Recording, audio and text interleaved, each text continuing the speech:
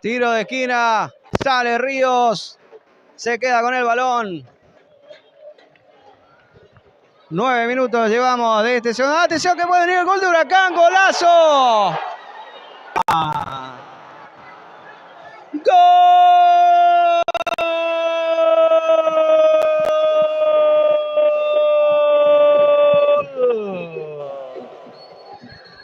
¡Gol de Huracán! ¡El globito! A los 9 minutos de este segundo tiempo.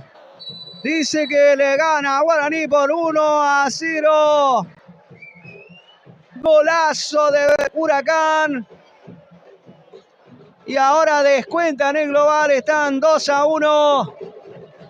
Se pone lindo este partido, ya que un gol más y forzaría los penales para definir quién sería el campeón de esta liga posadeña de fútbol.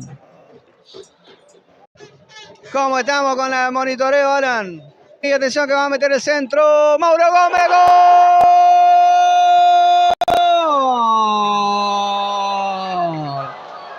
¡Gol!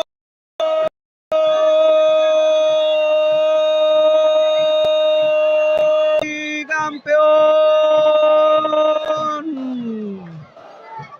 La franja le dice aquí a todos los hinchas que van a levantar la Copa de la Liga.